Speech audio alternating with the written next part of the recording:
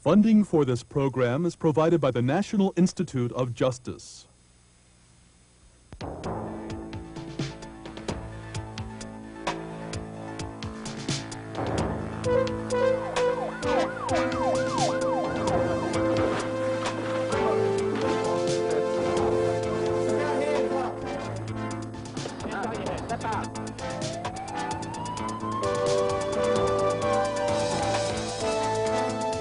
Residential function of 19 years in Texas Department of Corrections.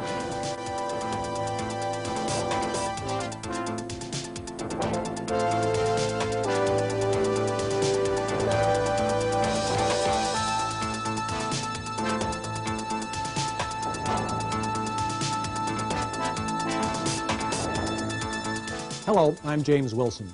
One of the best-known facts in criminology is that a small number of criminals commit most crimes. Yet many people are not satisfied with the way the criminal justice system makes use of that fact. There is evidence, for example, that people who have committed the same crime serve roughly the same sentence, even though when free, one person commits only 1 or 2 crimes a year and the other commits 100 or 200 a year. Clearly, if all we wanted was to cut the crime rate by getting criminals off the street, we would use our crowded prison space to confine the high-rate offenders for long periods of time and give short sentences, or perhaps no sentence at all, to the large number of casual, once-a-year criminals. To do this, we need to decide who the high-rate offenders are. This means finding a way to predict how many crimes a person is likely to commit in the future. Some say it can't be done and shouldn't be tried. Others disagree. This is an example of one effort to predict who will commit crimes. It is the Federal Parole Guidelines chart, used to help decide who should be let out of prison early. The idea is to release first those who represent the least danger to the community, in short, to predict future behavior. The parole board gives up to 3 points in each category. The more points, the less dangerous the inmate is considered to be. Inmates with 9 or 10 points may spend only half as much time in prison as those with only 1 or 2 points. It has also been suggested that judges use similar tables when sentencing criminals. Judges would select a sentence within a range set by the law using factors associated with high rates of criminality. In California, Peter Greenwood of the Rand Corporation recommended using 7 such factors. They are: prison conviction on the same charge, incarcerated more than half of the preceding 2 years, convicted of a crime before age 16, served time in a juvenile facility, used drugs during the preceding 2 years, used drugs as a juvenile, employed less than half the preceding 2 years. To discuss the use of prediction in criminal justice, we have with us Peter Greenwood of the Rand Corporation, Professor John Monahan of the University of Virginia Law School, and Peter Hoffman, Research Director of the United States Parole Commission. Peter Hoffman, you've had a lot of experience using the so-called salient factors score system to decide or help you decide who should be let out of prison early. How reliable is this system? Well, we've done a number of follow-up studies. There are clear differences between the offenders with scores of 9 or 10 and the offenders with the lowest scores. For example, if you look at new return to prison over a 5-year period, from 3 to 5% of the offenders with the highest score will return to prison. For the offenders with the lowest scores, more than half are likely to come back to prison. Now, you use return to prison as a measure of success or failure, but obviously many people could commit crimes that either weren't detected, or if detected didn't lead to conviction, or if conviction didn't lead to imprisonment. Do you use any other measures, such as arrest, as a way of cross-checking your results? Yes, we have. We've looked at different lengths of follow-up. We've looked at different criterion measures: arrests, convictions, commitments of 60 days or more, and new prison commitments. The salient factor score predicts with about the same power each of these different measures. Even though the system is fairly accurate and leads to these great differences, nonetheless, there are some people whom you're going to misjudge, some people who you think can be safely let out and in fact commit a lot of crimes, and some people, no doubt, who you think it's unsafe to let out wouldn't commit crimes. Is there a moral or legal issue here in using this system to predict future behavior when you know you're going to make some mistakes? Well, I think there clearly are ethical issues involved. It's a question of the rights of the offender versus the right of the public to be protected from future crimes. It depends upon how much weight you are to give to your predictions. The better your ability to predict, the greater the differences that I believe are justified in the treatment of the offenders. Remember that we're dealing with individuals who have been convicted of serious crimes, and when you're convicted of a serious crime, you forfeit certain rights. If your predictive power would distinguish offenders who had a 5% chance of committing a new crime and offenders who had a 7% chance of committing a new crime, clearly you would not want to have great differences in the amount of time you made these individuals serve in prison. But if there is a difference of 3% for one offender and another offender has a 60 or 70% chance of committing a new offense, I believe that ethically it is permissible to take this into consideration. Now, you've used this system in the parole board in its present form for a dozen years or so. Before this, how were these decisions about early release made by the parole board? The parole board and judges, for that matter, have always, to my knowledge, taken into account the risk of recidivism. The difference is that the salient factor score is based upon empirical knowledge rather than individual guesses. Would it make a difference to you philosophically if the power to do this were taken away from the parole board that operates at the end of the system and given instead to the judges so that they would use these scores as a way of setting the sentence up front in court? There's no reason why judges would not be able to use devices such as the salient factor score in setting sentences. Let me turn to Peter Greenwood of the RAND Corporation. You and your colleagues have worked using elaborate data from prisoners in many states to try to develop a more refined system for deciding who the high-rate offenders are, and I described it a moment ago to the audience. Is there any fundamental difference between the system you've developed and what the parole board now uses? There really isn't, Jim. The factors that we found that are predictive of who the high-rate offenders are basically the same factors that the parole board is using. We didn't know that when we began. Our research is based on what the offenders were doing when they're on the street. Most of the research that's been done, that Peter's described, deals only with arrests. And right now, only about 1 out of 20 crimes actually results in arrests. So our research was based on the offenders' self-reports about what they were actually doing. And it turned out that those, as you described, who do hundreds of crimes a year, have those same characteristics. They're predictive of recidivism later on. So what you and your colleagues did was interview prison inmates to find out how many crimes they were really committing on the street, whether or not they were detected. How confident are you that they were telling the truth? We're fairly confident that on the average they were accurate. Some obviously lied, some didn't. But we were able to check a number of the factors that they told us about arrests, about school, about arrests for drugs, for instance. And the questions were asked in a number of different ways.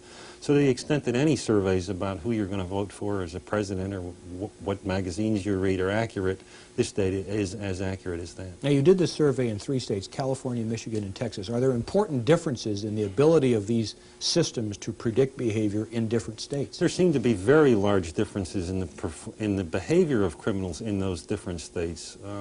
Particularly offenders in California were much more active in terms of the crimes they did, use of violence, and drug use and activity in crime as a juvenile as compared to Texas offenders. The predictors also did somewhat better in California in discriminating amongst high rate and low rate. So I think it's going to be true that the same prediction scale is not going to work universally across the country, that each jurisdiction is going to have to tailor its own predictions to its own kinds of... Now, your work has been criticized, as you know, by people who raise both scientific and philosophical questions about. One of the scientific questions is that your prediction system still allows for a high degree of error, that people predicted to be high-rate offenders may, and perhaps as many as half the cases, turn out really not to be high-rate offenders. What is your response? I think that's true.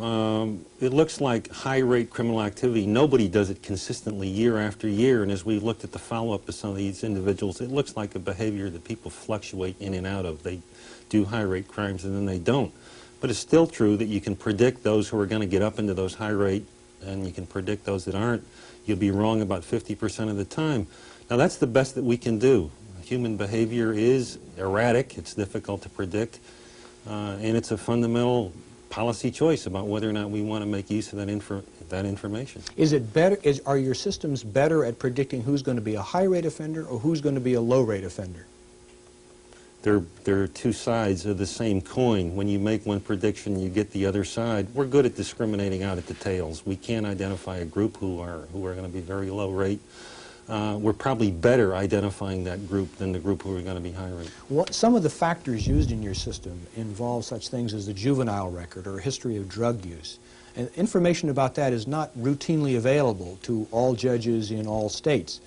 Is there a philosophical problem of incorporating the juvenile record or the record of drug abuse into the person's criminal history in such a way that it determines how long he's going to spend in prison? I don't think there's a philosophical problem with doing that. There's an administrative problem. Right now, judges try and get that kind of information, and it's normally attempted to be put into pre-sentence reports, but frequently it's not available. Many times when somebody goes past the age of 18 and becomes an adult, the juvenile record will be eradicated, or it'll simply be unclear even when people get it. The same thing is true of drug information. We don't routinely record that. So it's true that many of the factors that are predictive are not necessarily available all the time. John Monahan, you have been critical, to some degree at least, perhaps to a profound degree, of the use of prediction. What is your basic criticism of the use of prediction in the criminal justice system? Well, as you alluded to before, Jim, there really are two kinds of prediction. One relies on statistical tables, the kinds of predictions that Peter Greenwood and Peter Hoffman have talked about, the same type prediction that insurance companies make when they decide how to set your car insurance or your life insurance. The other kind of prediction is more personal or clinical. It has to do when a decision maker, a parole board member, or a psychologist or a psychiatrist examine someone and make a prediction of how likely he or she is to commit crime. I've been most critical of that latter kind of clinical prediction, for a lot of reasons, the main one of which is it's much less accurate than the kinds of prediction we've been talking about here. Let me just pause on this, because I don't think the average person would have guessed that your answer to that question was the one you gave. You're saying that if you use just general statistics, like an actuarial table, in the criminal justice system, you're going to get better results than if the offender spends an hour with a psychologist being interviewed and having a background check and develops this clinical prediction. That kind of prediction does less well than the statistical prediction. Is that right? Ironically, that is the way it seems. The most accurate clinical predictions have ever been found to do is about 1 out of 3, whereas, as we've just said, the most accurate statistical predictions seem to do is about 1 out of 2, so it does seem to be better. It's that way in every other area. When you set life insurance rates, for example, the insurance company uses those tables. They don't sit you down before a physician and ask the physician, how much should we charge the person? Human behavior seems just to be too complex that individual people can't take everything into account, and it's much better to simplify things on those tables. The problem with using those tables is that you put your cards on the table. You do say the things you're going to take into account, and then we can argue about whether that's right or not. Now, we have perhaps a 50% error rate in using those tables. And in the case of the parole board, it may mean the difference between spending 14 months in prison and 30 months in prison. It's a big difference. How do we weigh the philosophical verities with respect to that? Should we do that? Should we not do that? Well, I think you can only weigh the philosophical issues in the context of the kinds of decisions you'd make if you didn't take prediction into account.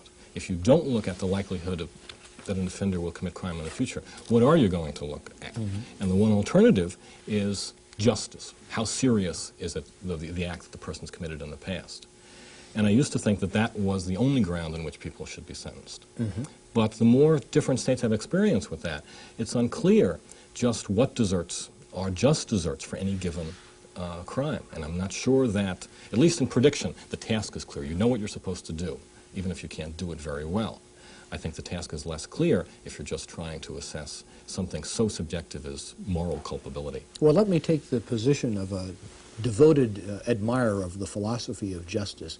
Many people say, as you know, that if a person commits an armed robbery, he should be sentenced for that armed robbery, given the facts in this case, without regard to who he is or what his likely future behavior is. And if he goes to prison for an armed robbery, he should stay in prison for that term, maybe with some time off for good time.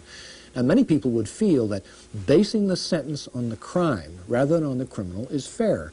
And you yourself apparently once were of that view. What's wrong with that view? Well, I think that justice, in the largest sense of that term, concerns not only justice to the offender who's being sentenced, but justice to the potential victims in the future who may be affected if this person commits another crime. It seems to me that any system of sentencing has to take two things into account. The first is the safety of the community, and the second is justice or fairness to the individual offender. Any system that only relies on safety will be viewed as barbaric, and any system that just considers fairness to the offender and doesn't consider safety to the community at all will be viewed as very inefficient. So it seems to me both of those things you have to do. There have been some big changes going on in the country, and nowhere more than at the federal level. Recent legislation has begun to set in motion a process that will transfer some of the decisions made about how much time people spend in prison from the parole board to the judges. The judges will be told to follow sentencing guidelines. Do you think that this is the right way to go? Do you see any major problems in having the judges make these decisions as opposed to the parole board? Well, I think there are some practical issues, but I think that they can be worked out. The guideline system started with the parole board, as you've mentioned, and is now under the recently enacted legislation going to be transferred to the judges. It probably is philosophically better to do the sentencing at the judicial point. It covers a broader range of offenders. The parole board deals only with offenders sentenced to prison. The guidelines are useful for that, but the guidelines are also useful for determining who goes to prison and who does not. And that's something that is only within the realm of the judge. I see. Now, one of the problems with having the judge do it is that the judge is the judge with his bailiff and his clerk, whereas the parole board is an organization with a large staff, including a research staff of which you are the head. Will the judges find it more difficult to use this system, given the fact that they're individuals, as opposed to an organization such as the parole board that has a professional staff supervising it? Probably. The legislation attempts to accommodate that. The commission to create the guidelines will be a full-time sentencing commission. The sentencing commission will have a full-time research staff, and as I understand it, a large training component. Obviously, when you're dealing with more than 600 federal judges, it is a more complex task than dealing with a 9-member parole commission. But if you're going to translate a guideline system to the sentencing decision itself, you've just got to bite the bullet and expend the resources for that training and backup support. After this happens, will people sent to prison into the federal system still get time off for good behavior? Yes, there'll be a limited time off for good behavior. Somewhat more limited than under the current system, but it will still exist. Peter Greenwood, in this system that you and Peter Hoffman have been talking about, where the differences between you, if any, are minuscule, you both are speaking as if the purpose of the criminal justice system was primarily to protect the community, and to protect the community by preventing people who we know have committed crimes from committing crimes in the future by keeping them off the street. This is a strategy of incapacitation, as somebody has called it, and because we're targeting in on particular offenders, it's sometimes called selective incapacitation.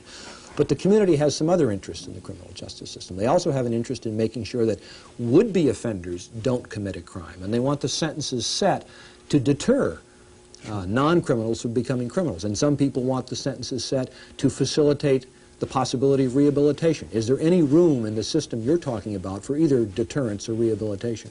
I think there's room for all of those considerations, and that's what a judge has to do, is combine them all. I think the recent research has brought incapacitation in as a legitimate, recognized goal. The other ones of justice, punishment, were always there. What we're really trying to say is scarce prison space. That's the worst that we can do, short of the death penalty to any offender. That has to be used conservatively, and what that does best is protect the community from certain kinds of offenders. We can punish people with other ways, with fines, with community service. What prison really does well is separate offenders from the community. So you don't think that by using this predictive system, we're sacrificing anything on the deterrence side? I think everybody, we still have to have some minimum kinds of terms, fines, what have you. People have to know they're going to have to pay some cost associated with the crime, but that can be tailored and fall far short of locking people up. Well, which it cost $15,000, $20,000 a year. possibly, but suppose you are a young person living in Venice, California, and you're saying, should I go into the life of stealing cars or washing cars? And you notice that for your first 1 or 2 offenses, you're not going to go to prison at all. In fact, if you can develop a criminal record that shows that you're never going to commit more than 1 or 2 offenses a year, steal 2 Porsches a year, for example, you may never go to prison because you never break through on this predictive system. Whereas some poor heroin addict who's stealing something every day to feed his habit, he's going to go for a very long period of time. Now, don't we lose a little deterrence punch if we design a system that focuses so selectively on the really high-rate offenders?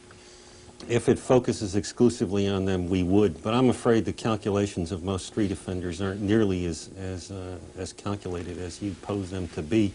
They have more or less to do with what's going to happen in the next 4 hours and where am I going to get my heroin or what am I going to do, rather than what my career goals will be for the next 5 years. You don't think people are calculating whether to steal 1 Porsche a year or 5 Porsches a year? No, I certainly don't. Well, perhaps it's because you haven't purchased a Porsche and haven't had it stolen from you. What about rehabilitation, John? Many people feel that the major counter-argument to all of this is to try to rehabilitate offenders. Why not? Well, I think a main reason why not to try and force rehabilitation on offenders is because it doesn't seem to work. There have been hundreds of studies where you randomly assign some people to various kinds of treatment, psychotherapy, work kinds of programs, and other people not to that. And basically what you find when you release them is there's no difference in the rearrest rate of people who got the treatment and didn't. There are also some philosophical arguments about trying to force people to change their behaviors in that way. I think that for humanitarian reasons, treatment and rehabilitation should be available in prison, a variety of options, but it should be voluntary. So prisoners want to avail themselves of that. They should. If they don't want to avail themselves of it, they don't have to, and their release date is set, and they'll get out whether they choose the rehabilitation program or choose just to read old Reader's Digests. But suppose in the future we were to develop a rehabilitation program that really worked, that in this random assignment trial technique we discovered there was a big difference. Under those circumstances, would you compel offenders to participate in the rehabilitation program? I think actually that I might, if there were no side effects, if the side effects were not cruel and unusual, to use the legal term. I think I might, but there I think you'd confront the issue that you just confronted to Peter Greenwood, namely the deterrence effect. If you had a pill that you knew you could give someone and they would never steal another Porsche, if you gave the person that pill and if it had no side effects, what effect would that have on the person in the community wondering whether or not he or she should steal a Porsche? And if indeed it increased the likelihood that those people would steal cars, then overall the crime rate might rise if you use that treatment. I see. Here, Hoffman, in the struggle over whether or not the parole board should surrender its early release functions to the federal judiciary and allow them to function under the Sentencing Guidelines Commissions, what were the issues? What divided Congress in trying to reach this decision? The issues we've been talking about or other issues? They were the practical issues, not the ones we've been talking about. First of all, both in the parole board system and in the sentencing guideline system, there'll be 2 dimensions. One will be the characteristics of the offense, the seriousness of the offense, and the other will be the characteristics of the offender.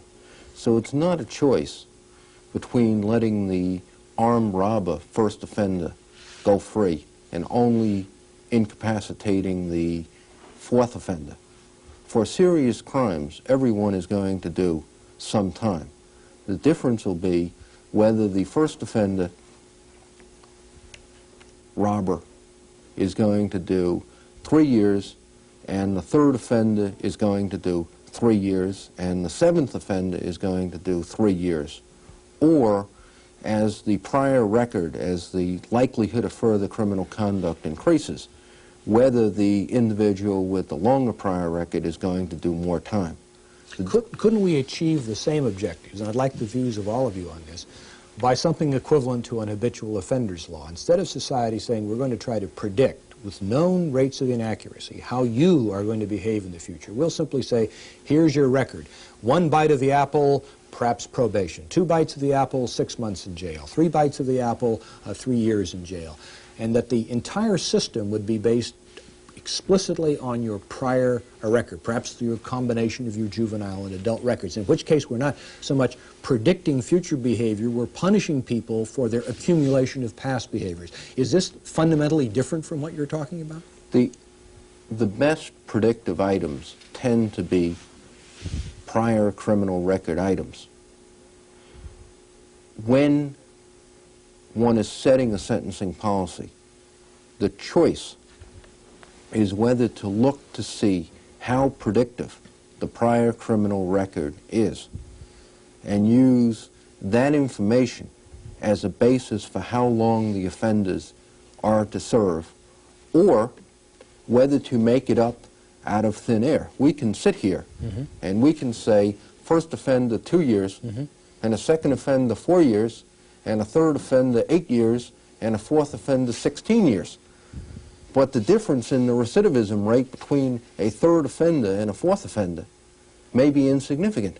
Let me ask Peter Greenwood, did you find in trying to predict how these people would behave on the street, or gather information about how in fact they do behave, that their known official record was inadequate so that we couldn't use some equivalent to an habitual offender statute as a way of dealing with it? It is inadequate. Right now, we don't keep really good records. I think the system that Peter works in, the federal system, has been unique in keeping good records.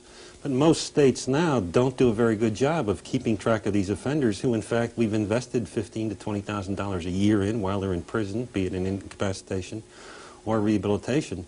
And in order to understand how these sentences work in the future and whether or not we're making the right judgments in the predictions we make, we're going to have to do a better job of keeping track of these individuals. They're the real risk to the public. We've made a substantial investment in them. We've got to do a better job of keeping track of their records. There's a big difference between our ability to predict based on simply offenses they've been convicted of, on the one hand, and your 7-factor system or some version of that 7-factor system on the other hand. That mainly has to do with offenses. The drug use can also be taken. When people are arrested, it's a fairly straightforward procedure now to find out whether or not they've been using drugs and be able to include that as a part of the record. So most of those things we could use. Okay. Any last comments? Do you think that you want these two gentlemen unleashed on the criminal justice system to redesign it along the lines they've described? Well, I think that they certainly have a role in any criminal justice system. I guess the system that I think is best is one that first asks the question, what does justice demand? What is the highest sentence we should give someone for this offense? And then add on the other things. And what is the lowest sentence? And then ask them. All right. Thank you for joining me on this, and thank you for joining us here for Crime File. I'm James Wilson.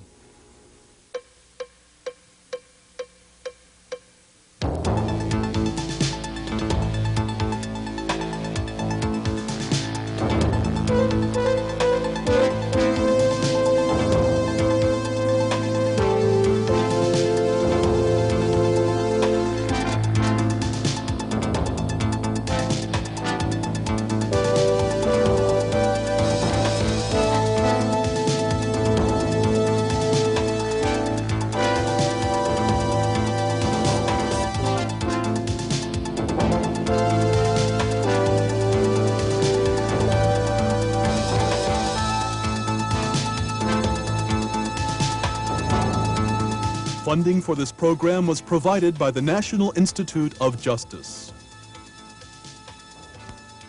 This program was produced by the Police Foundation, which is solely responsible for its content.